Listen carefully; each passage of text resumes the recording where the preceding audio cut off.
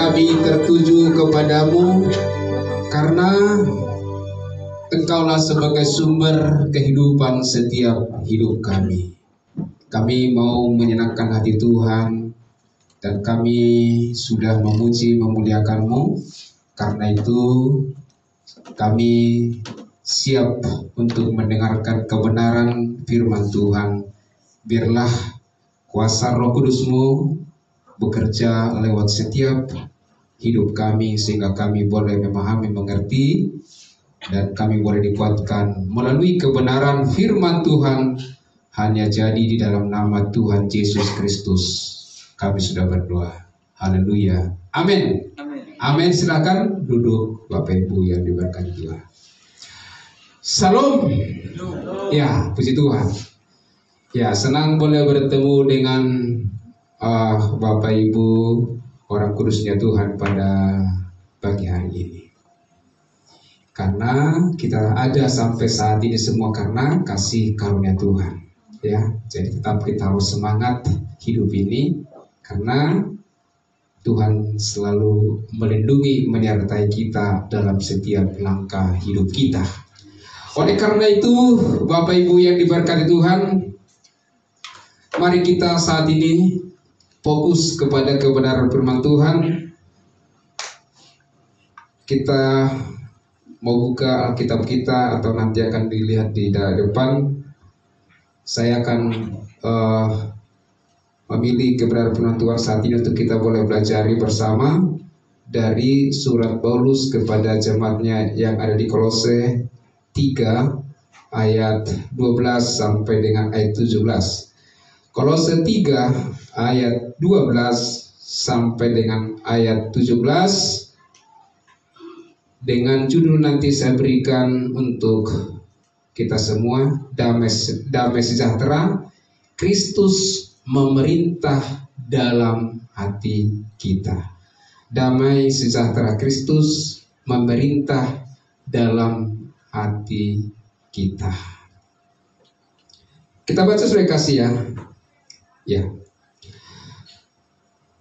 Karena itu sebagai orang-orang pilihan Allah yang dikuduskan dan dikasihinya, kenakanlah belas kasihan, kemurahan, kerendahan hati, kelemah lembutan, dan kesabaran. Sabarlah kamu seorang terhadap yang lain, dan ampunilah seorang akan yang lain, apabila yang seorang menaruh dendam terhadap yang lain, sama seperti Tuhan telah mengampuni kamu, kamu berbuat jugalah demikian. Dan di atas semuanya itu, kenakanlah kasih sebagai pengikat yang mempersatukan dan menyempurnakan. Hendaklah damai sejahtera Kristus memerintah dalam hatimu, karena untuk itulah kamu telah dipanggil menjadi satu tubuh, dan bersyukurlah.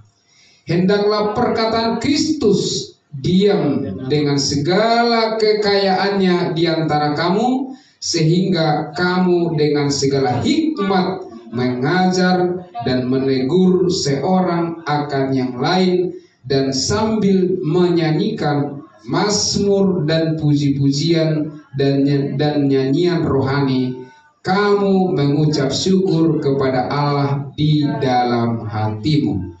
Dan segala sesuatu yang kamu lakukan dengan perkataan atau perbuatan, lakukanlah semuanya itu dalam nama Tuhan Yesus, sambil mengucap syukur oleh Dia kepada Allah Bapa kita.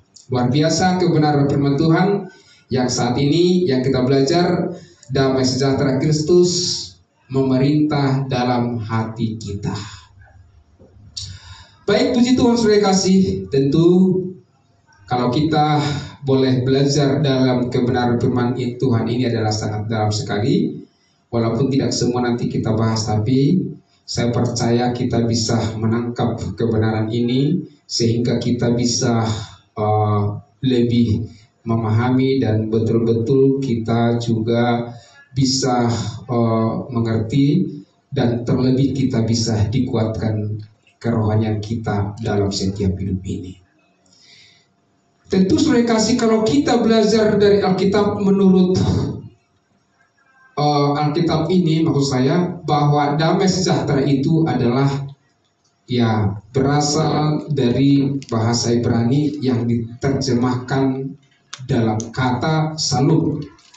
Jadi kalau kita boleh mengatakan salom, nah itu berarti kita harus paham di situ bahwa salom artinya bahwa di antara kita itu ada keselamatan.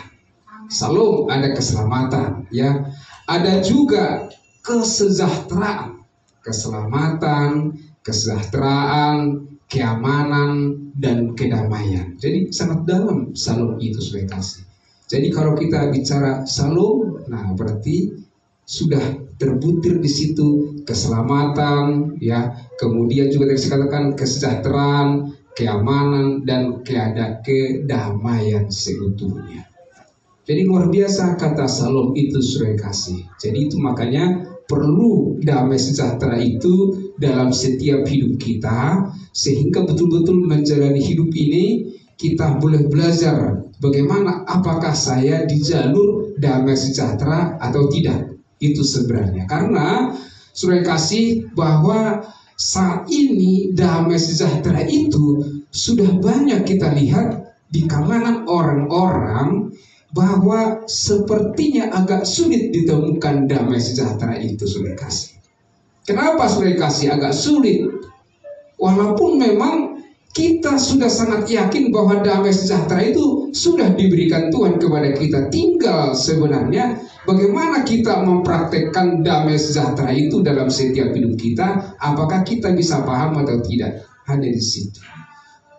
Nah, ada banyak orang mengatakan kalau damai sejahtera itu karena katakan ada berkat-berkat, ada kemurahan, ada katakan anak-anak baik-baik, dan kemudian usahanya maju, terus suaminya dan juga istrinya boleh katakan naik pangkat dan lain sebagainya, usaha baik, sehingga damai sejahtera ada dalam hatinya. Itu belum tentu, saudara kasih.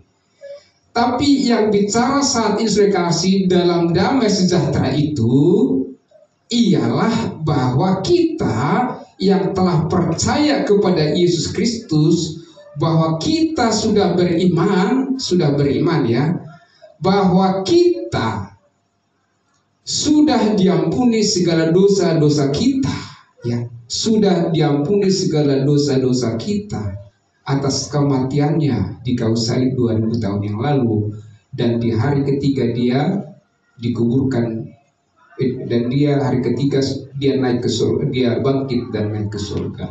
Artinya, saudara kasih, itulah kuasa Tuhan yang telah kita miliki, bahwa damai sejahtera itu sudah ada dalam diri kita karena sudah diberikan dengan sempurna kepada kita orang percaya atau kepada orang kudusnya Tuhan. Nah, ini yang penting kita harus pahami, saudara kasih, sehingga kita betul-betul mempraktekkan daripada damai sejahtera itu. Kita boleh selalu ada gaya tersendiri dalam setiap orang-orang kudus.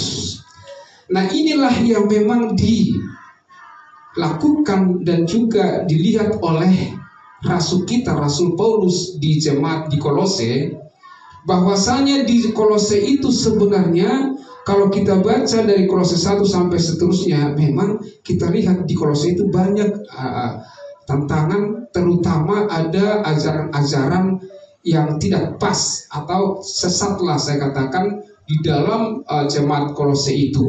Nah, sehingga Rasul Paulus langsung artinya menjelaskan kepada jemaat di Kolose itu supaya jangan sampai salah mereka dalam pengertian di dalam kebenaran firman Tuhan. Kalau kita lihat dulu saat ini di Kolose 2 ayat 16 seperti ini. Karena itu janganlah kamu biarkan orang menghukum kamu mengenai makanan dan minuman, atau mengenai hari raya, bulan baru, ataupun hari Sabat. Tentu saat ini kita lihat, kalau kita lihat di dalam kebenaran ini yang dilihat oleh Rasul Paulus, sehingga dia tulis kepada jemaatnya di jemaat Kolose itu, dan juga kepada kita Gereja Makedonia. Kita harus paham bahwa banyak kita lihat saudara-saudara kita masalah dengan makanan. Apakah makanan itu seperti katakan, oh ini nggak bisa kau makan, ya, ini nggak boleh dimakan, karena kalau makan ini haram dan lain sebagainya. Seperti ada penghukuman kan. Nah dikiranya kalau dia nggak makan itu, dia sudah selamat artinya. Tetapi Paulus menentang ini, saudara kasih, menentang ini. Bahkan dibiarkan, dikatakan lagi seperti kita lihat ayat 18, Kolose 2 ayat 18, janganlah kamu biarkan kemenanganmu digagalkan oleh orang yang pura-pura merendahkan diri dan beribadah kepada malaikat, serta berkanjang pada penglihatan dan tanpa alasan membesar-besarkan diri oleh pikirannya yang duniawi. Ya, jadi kita lihat di sini, kadang kita lihat bahwa di dunia ini saat ini sepertinya dia sangat merendahkan diri. Bahkan kalau kita lihat juga, dia sangat baik sekali juga, sangat baik. Bahkan kalau kita lihat dalam ibadahnya sangat, katakan, rutin baik, ya. Nah, kemudian bahkan mereka dikatakan di sini ada penglihatan. Saya melihat ada di tempat ini saat ini ada yang ngantuk, contohnya, ada yang kelihatannya fokus, tapi bukan fokus kepada firman Tuhan, tapi fokus kepada pekerjaannya, kepada masalahnya. Ada juga begitu, ya kan? Nah, ada hal begitu di dalam, katakan, di dalam jemaat di Kolose itu.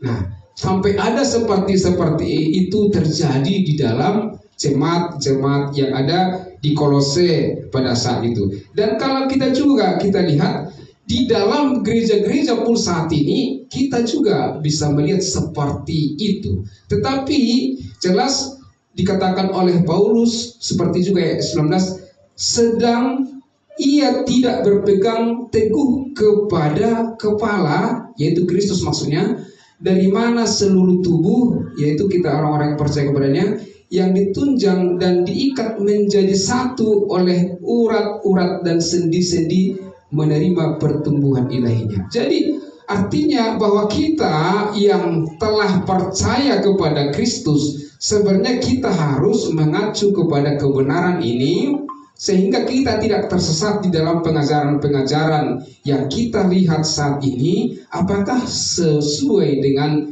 isi hati Tuhan, pikiran Tuhan di dalam kebenaran ini, dan juga diajarkan kepada kita. Nah, itu yang penting kita pahami, sehingga kita akan semakin lebih dewasa pertumbuhan iman kita dalam kebenaran itu. Nah, itu yang saat itu disampaikan oleh Paulus, sehingga kalau itu tidak disampaikan, maka damai sejahtera itu tidak akan mereka dapati dalam setiap langkah hidupnya. Nah, itu. Nah, oleh karena itulah maka Rasul Paulus terus saat ini kita lihat baik di jemaat Kolose, baik juga kepada kita yang teruskan di gereja kita, Gereja Makedonia Orang Kudusnya Tuhan. Nah, itu disampaikan, bahkan juga diajarkan, dan juga diberikan didikan, nasihat-nasihat kepada kita, supaya kita orang percaya bisa betul-betul kita senantiasa terus di dalam kebenaran firman Tuhan. Nah, kita melihat bagaimana ayat pertama dikatakan, karena itu sebagai orang-orang pilihan Allah yang dikuduskan dan dikasihinya, kenakanlah belas kasihan, kemurahan, kerendahan hati, kelemah lembutan, dan kesabaran. Saya sangat percaya kalau kita selalu datang memuji, memuliakan Tuhan di dalam setiap ibadah kita, dalam setiap langkah hidup kita, walaupun ada banyak persoalan yang kita hadapi, saya sangat yakin dengan kuasa Roh Kudusnya kita dikuatkan dan dimampukan dalam setiap hidup ini, maka kita selalu seperti yang disampaikan tadi, bahwa kita orang pilihan Allah yang telah dikuduskan oleh Allah melalui darahnya yang kudus, sehingga kita sudah sangat yakin dengan pasti kapanpun kita meninggalkan dunia ini sudah yakin bahwa kita bersama-sama dengan Kristus di dalam surga selama-lamanya. Amin ya. Amin, sudah kasih. Jadi itu. Nah, kita harus percaya itu, bahwa kita yang telah percaya kepada Kristus, bahwa segala dosa kita telah diampuni, dan kita sudah yakin dengan pasti, dengan iman percaya kita bahwa kita pasti masuk surga, maka dengan kita yang telah dipilih, yang dikuduskan oleh Dia, oleh Tuhan maksudnya, maka dikatakan supaya kita ada kerendahan hati, ada kelemah lembutan. Jadi, ini tidak gampang saudara kasih kalau kita, saudara-saudaraku, mau rindu dan meresponi kebenaran firman Tuhan ini. Harus ada sebenarnya komitmen dalam diri kita masing-masing, bahwa saya mau dengan kebenaran ini, dan saya mau dikuatkan, dimampukan oleh Tuhan, sehingga ada kelemah lembutan, ya, ada kerendahan hati, ada kesabaran dalam setiap hidup saya, supaya saya mendapatkan damai sejahtera itu sebenarnya. Kalau tidak ada di antara seperti 12 tadi ini, bahwa tidak ada kerendahan hati, tidak ada kelemah lembutan, tidak ada kesabaran, bagaimana kita bisa menikmati damai sejahtera dan mempraktekkan kedamaian itu dalam setiap hidup kita? Saya kira agak sulit dan tidak bisa itu. Nah, inilah yang penting dan dinasihatkan oleh Rasul Paulus kepada jemaatnya di Kolose, dan juga bahkan kepada kita pada saat ini. Kita rindu supaya damai itu ada dalam diri kita. Kalau sudah itu, kita akan tetap bersukacita di dalamnya, dan kita boleh memuji memuliakan Tuhan. Dan apalagi supaya kasih, bagaimana kita supaya kita selalu ada damai sejahtera Kristus memerintah dalam hati kita. Dan dikatakan sabarlah kamu seorang terhadap yang lain, dan ampunilah seorang akan yang lain apabila yang seorang menaruh dendam terhadap yang lain. Sama seperti Tuhan telah mengampuni kamu, kamu perbuat jugalah demikian. Jadi ini nasihat daripada Paulus pada kita, supaya kita orang yang percaya kepadanya, kepada Kristus Tuhan kita itu, supaya tetap kita ada kesabaran dalam setiap hidup ini.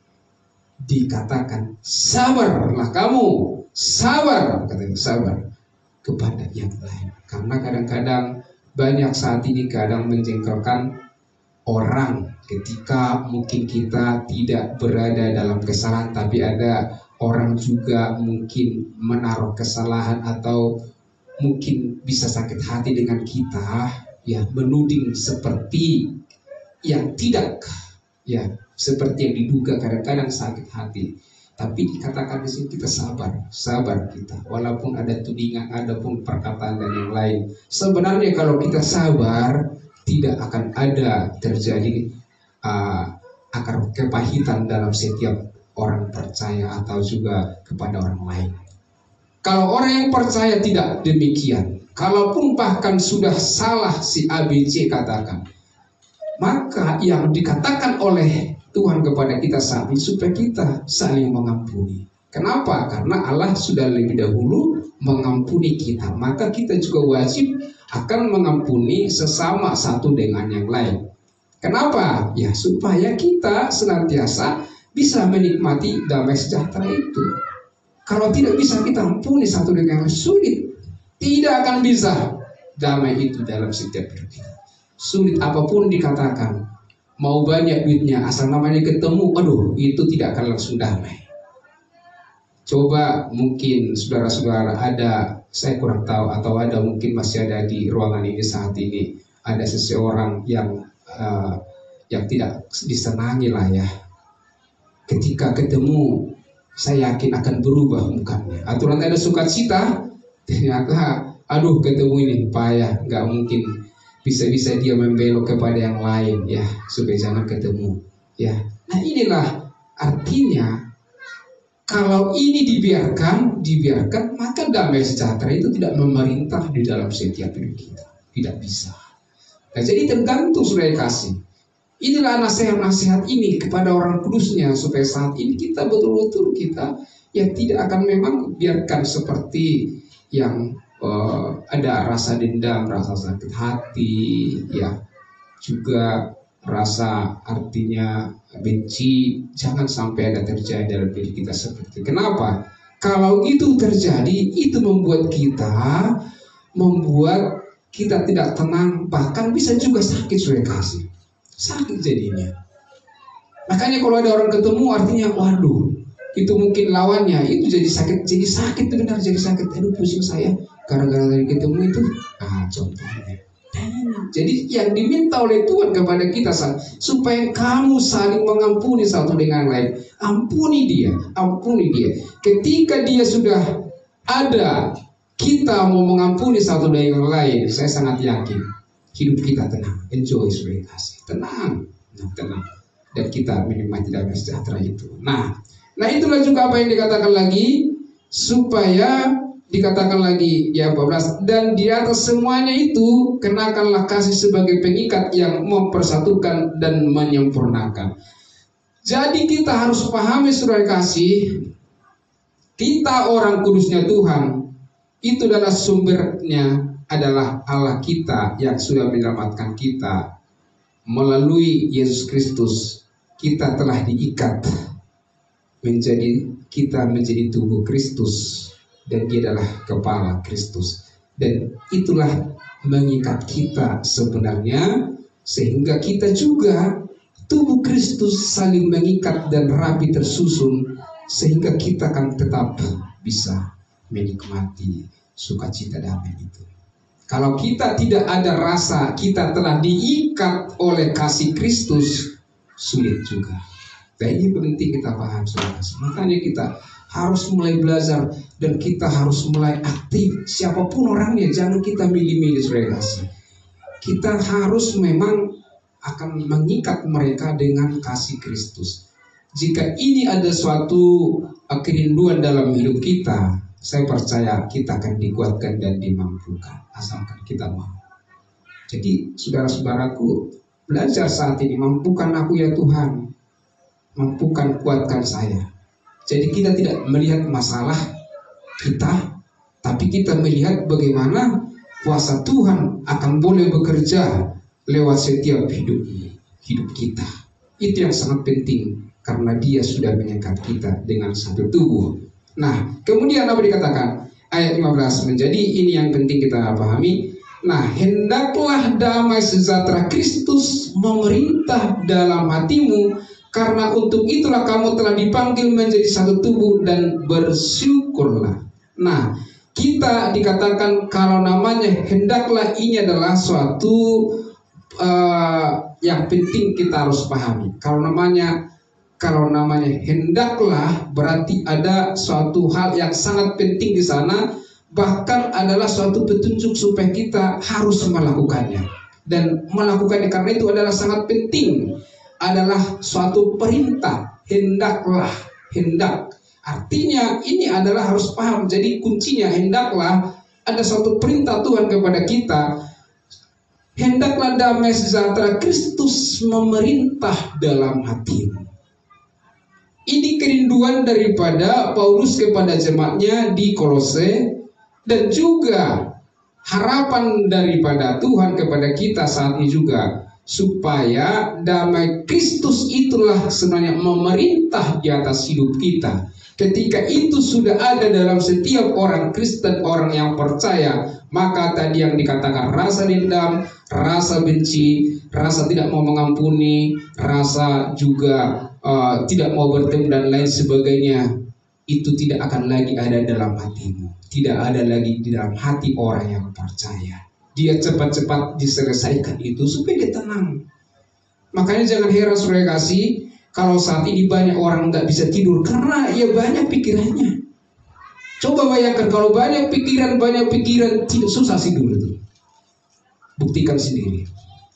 Tapi saya tidak yakin kalau orang-orang yang percaya tidak ada lagi terjadi itu dalam hati orang percaya. Karena Tuhan sudah menjelaskan kepada kita, kita harus saling mengampuni. Ketika itu sudah terjadi, maka damai sejahtera itulah memerintah di atas hidup kita. Jadi dia itu langsung di atas memerintah hidup kita, sehingga kita tetap tenang, sukacita. Itu yang dimaksud oleh Rasul Paulus kepada jemaat di jemaat Kolose itu. Nah, sehingga sudah kasih kenapa kalau sudah demikian supaya kita supaya memerintah dalam hati kita.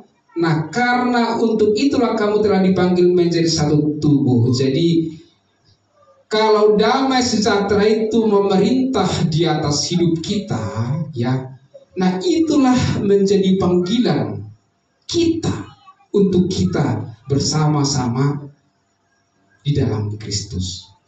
Kita telah dipanggil karena kita sudah percaya kepada Dia supaya kita menjadi satu tubuh. Itu adalah suatu ungkapan syukur kita kepada Tuhan.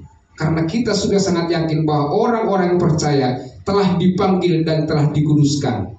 Maka kita itu adalah suatu berkat yang sangat besar bagi kita. Itulah yang kita syukuri. Sehingga damai sejahtera itu menjadi bahagian kita selama-lamanya.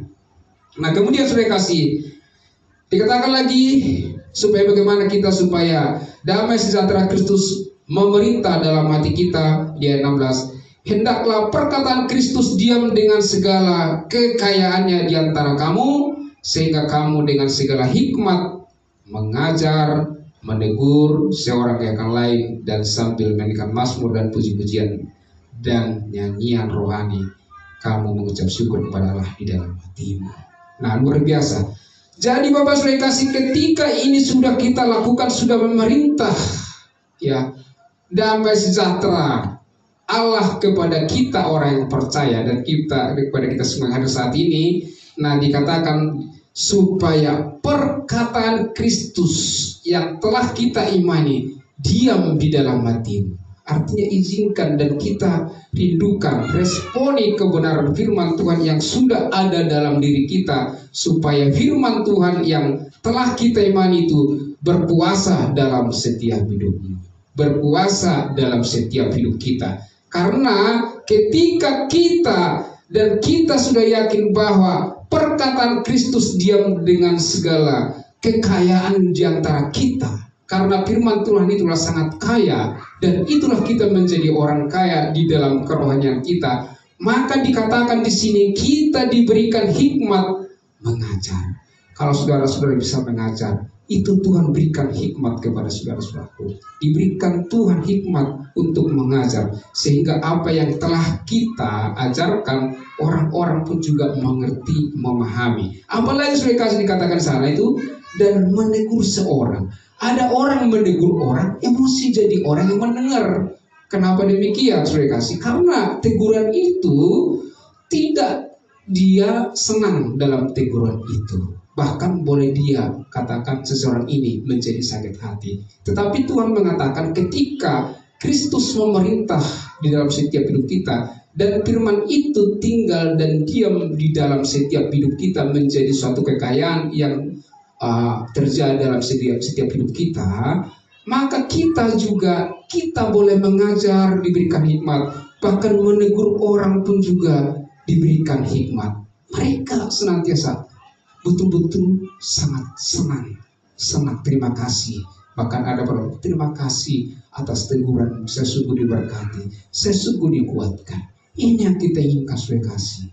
Jadi kalau kita menegur orang, kalau umpamanya masih seperti berontak atau katakanlah yang mendengarkan itu, maka kita ya jangan artinya langsung sakit hati, tapi kita selalu tetap bersabar. Dan kita pastikan bahwa hikmat dari Tuhan untuk kita boleh mengajar, menegur seseorang, kita pasti akan diberikan Tuhan kemampuan kepada kita.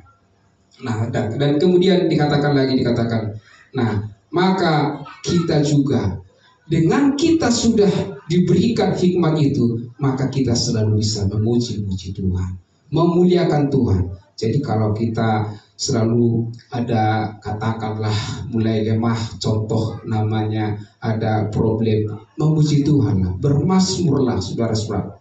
Di situ kalau kita memuji Tuhan, ada kekuatan baru dalam setiap hidup kita. Ada sukacita di dalam setiap hidup kita dengan kita memuji-muji Tuhan. Kenapa? Karena perkataan Tuhan sudah tinggal dan berkuasa dan kaya dalam setiap hidup kita, dan hikmat Tuhan itu sudah terjadi dalam hidup kita. Maka dengan saudara kasih yang terakhir di sini, dan segala sesuatu yang kamu lakukan dengan perkataan dan perbuatan, lakukanlah semuanya itu dalam nama Tuhan Yesus dan mengucap syukur. Nah, dikatakan saudara kasih, apapun yang kau kerjakan, apapun yang kau lakukan, ya, ingatlah yang kau kerjakan itu lakukan semuanya di dalam nama Tuhan Yesus. Jadi jangan sampai kalau kita bekerja itu artinya, waduh saya udah capek ini, sudah capek. Nah, jangan bersungut-sungut, tapi lakukan dengan baik, lakukan dengan baik, lakukan dengan setulus hatimu.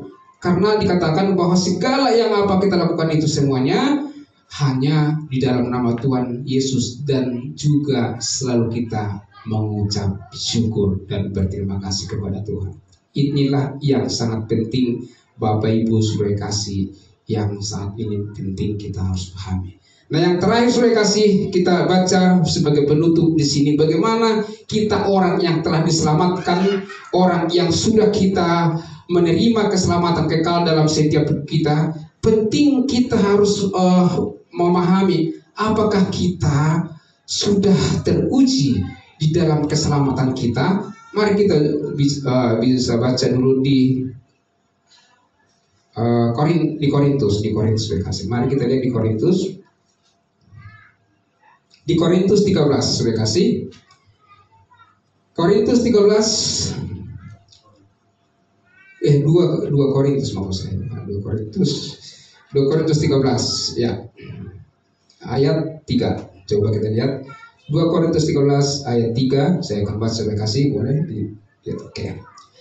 Karena kamu ingin suatu bukti bahwa Kristus berkata-kata dengan perantaran aku, dan ia tidak lemah terhadap kamu, melainkan berkuasa di tengah-tengah kamu. Nah, ini jadi artinya ketika kita sudah percaya kepada Kristus, kita yakin bahwa Dia, Allah kita maksudnya, selalu memberikan kekuatan dan berkuasa dalam setiap hidup kita. Dan kita lihat ya tempat, karena sekalipun ia telah disalibkan oleh karena kelemahan, namun ia, Yesus, hidup karena kuasa Allah. Amin.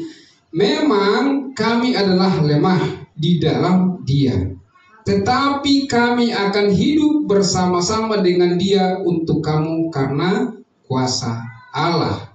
Maka 5 dikatakan, ujilah dirimu sendiri, apakah kamu tetap tegak di dalam iman. Ini yang penting kita lihat, ujilah dirimu. Jadi kita jangan berkaca menguji orang lain, tetapi ujilah dulu dirimu.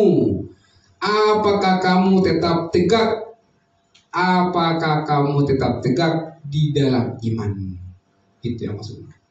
Jadi kita bisa lihat, oh iya ya, saya sudah bagaimana di terhadap Tuhan ini. Harus tahu, sadar kita, harus betul-betul merenung. Ya, kenapa dikatakan seperti itu, saudara kasih? Supaya kenapa kita tetap supaya menguji diri kita sendiri. Nah, dikatakan, selidikilah dirimu, apakah kamu tidak yakin akan dirimu bahwa Kristus Yesus ada di dalam diri kamu? Sebab jika tidak demikian, kamu tidak tahan uji. Jadi artinya saudara kasih, tadi sudah dikatakan bahwa damai sejahtera itu memerintah di atas hidup kita, bahwa firman itu sudah ada diam bersama-sama kita. Nah, kita dimampukan atas segala kelemahan kita. Nah, kita menguji diri kita saat ini. Apakah kita tegak di dalam iman percaya kita? Kita selidiki dulu diri kita. Apakah bagaimana? Apakah kita sudah tahan uji? Tetapi dikatakan kalau namanya kita sudah tahan uji, ada persoalan pergumulan yang kita hadapi, Tuhan senantiasa berkuasa dan memampukan kita dalam setiap hidup ini. Nah, ini yang dikatakan di ayat 8 ini, supaya Kita harus yakin bahwa Kristus Yesus sudah bersama-sama kita selama-lamanya. Nah, kemudian ayat 6 dikatakan, tetapi aku harap bahwa kamu tahu bahwa bukan kami yang tidak tahan uji. Kami berdoa kepada Allah agar kamu jangan berbuat jahat, bukan supaya kami ternyata tahan uji, melainkan supaya kamu ini boleh berbuat apa yang baik, sekalipun kami sendiri tampaknya tidak tahan uji. Jadi artinya saudara kasih, kita orang percaya harus kuat, harus yakin bahwa di tahun 2024 ini sudah kita jalani, sudah sampai sekarang sudah hampir 2 bulan. Kita lihat bagaimana selalu perkenan Tuhan. Ada sana, di sini tantangan, tapi ingatlah kita pasti bisa tahan uji. Kenapa? Karena selalu Tuhan bersama-sama kita. Ya, jadi berbahagialah kita saudara kasih. Kita harus berbahagia ya, karena kita orang yang percaya kepadanya sudah siap. Kita harus siapkan hati kita. Kita harus saling mengasihi, kita harus saling mengampuni satu dengan yang lain. Tidak ada di antara kita saling ada mendendam. Kalau ada, cepat-cepat diselesaikan supaya segera kita menikmati damai sejahtera itu dan memerintah di atas segala hidup kita, sehingga kita berjalan setiap hidup kita tetap kuat dan iman kita tetap kokoh dalam setiap hidup ini. Sekalipun di sana sini ada persoalan, tapi iman kita kuat dan kokoh. Dan kalau kita sudah kokoh, maka dengan itulah kita bisa saling melayani Tuhan dengan penuh sukacita, ya, dengan penuh saling mesra dan penuh juga menikmati damai satu dengan yang lain. Inilah yang dilihat oleh Tuhan, sehingga dengan itu kita juga sudah disiapkan oleh Tuhan kepada kita, yaitu upah yang besar di surga. Itulah upah kita sebenarnya. Kalau kita sudah lakukan hal itu, upah kita sudah disiapkan Tuhan di dalam surga bersama Kristus. Sehingga nasihat-nasihat yang tadi disampaikan itu kita rindukan dalam setiap hidup kita. Dan gaya praktek setiap hidup kita orang percaya, kita akan lebih tampil dari yang lain. Kenapa? Karena Allah sudah menguasai hidup kita, bahwa Dia sudah memerintah dalam setiap hidup kita. Damai sejahtera itu memerintah di atas hidup kita, sehingga kerohanian kita semakin meningkat di dalam melayani Tuhan dan juga sesama satu dengan lain dan keluarga. Oleh karena itu baik, terpujilah Tuhan kita karena Dia sangat baik, dan biarlah kasih karunia Tuhan tetap boleh kita nikmati dalam setiap hidup ini, dan biarlah senantiasa damai Kristus memerintah di atas hidup kita hari ini kekal selama-lamanya. Amin. Mari kita satukan hati kita, mari kita berdoa. Haleluya. Bapa dalam surga, kami bersyukur berterima kasih ya Bapa, karena pada pagi hari ini kebenaran firman Tuhan sudah Engkau sampaikan kepada kami orang kudus-Mu, orang percaya-Mu Tuhan. Terima kasih, sungguh luar biasa nasihat Tuhan kepada kami pada saat ini melalui Rasul Paulus, supaya kami orang kudus Tuhan tetap bersukacita menikmati damai sejahtera di dalam setiap langkah hidup kami. Damai sejahtera menjadi bahagian keluarga kami. Damai sejahtera menjadi bahagian setiap saudara-saudara kami. Dimanapun kami berada, damai sejahtera selalu memerintah di dalam setiap hidup kami, sehingga kami tetap tenang, bersukacita, memuji-muji, memuliakan Tuhan. Diberkatilah seluruh jemaat-Mu Gerika Makedonia, dan bahkan saudara-saudaraku yang telah saat ini juga mengikuti live streaming dan juga mengikuti YouTube.